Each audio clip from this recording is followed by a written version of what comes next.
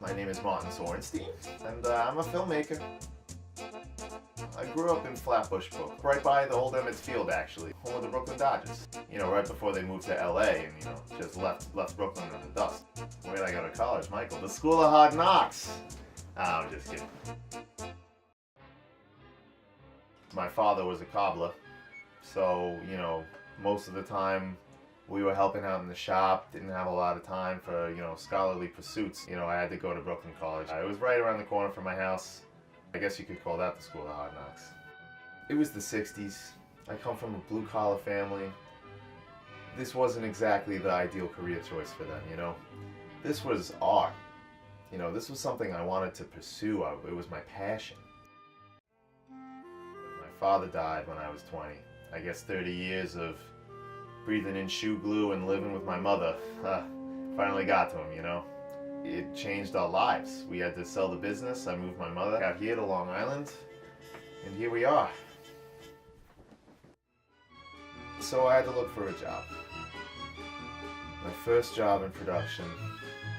You know, Michael, it's all about who you know. In this industry, in all industries, it's all about who you know. So I had to go back to Flatbush and, you know, see what everyone was up to. So I call up my friend, Peter Steingall, you know, old friend from Flatbush. He knew a guy who was making a movie out in Pittsburgh.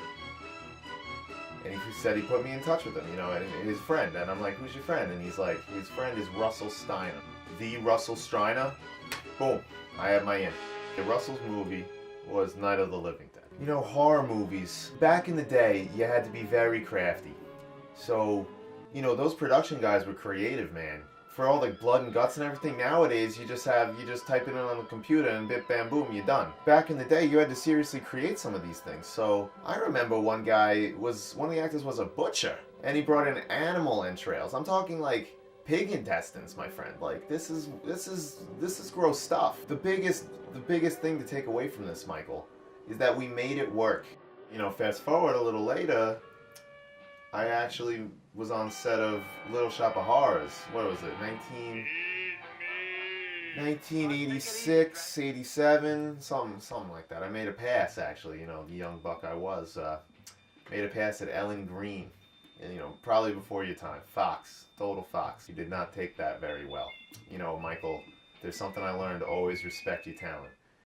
You know, early projects. The first one was called Death of a Salesman. Death of a Salesman with an I. It was about a Navy man. And then I had another couple, you know, as I tried to move more into documentaries, I had one called Too Fast, Too Furious, about the dangers of roller coasters. Have you ever been to Coney Island, my man? It is wild out there.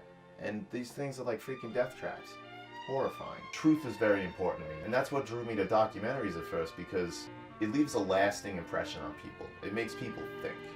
You know, and you can't always achieve that in fiction. You know, I want a lasting legacy. This is gonna be the big one, Mike. This is my baby. It's called Chirping in the Moonlight. The concept, original. The budget, zero. It's all me, baby.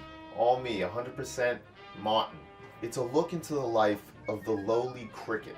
I really want to go in depth and look at, you know, if they have passions. How do they bond? Because they can create such beauty. It just has to be explored. So I was sitting out on my porch one night, and it was just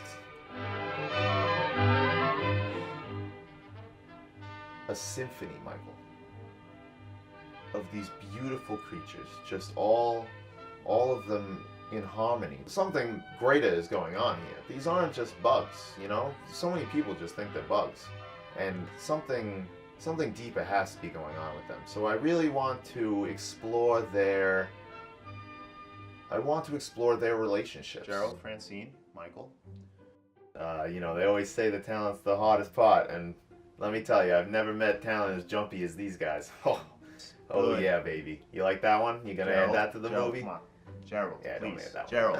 No, I leave that one in. Gerald, you don't have to work like that. Back in the day, you know, it was a big process. You think of big Hollywood budget movies, you know, I was working on set. There was a lot going on.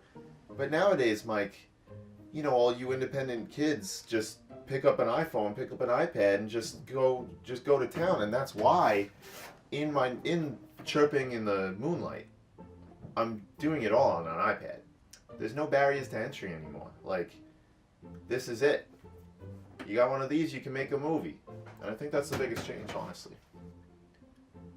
I think this will be the one because I think it's really important, and I think people will... I think it'll be good. Never let anybody, you can put this in the movie, never let anybody tell you what you can and cannot do, It's all on you. Now, I need to get out of this chair, my buttocks is numb.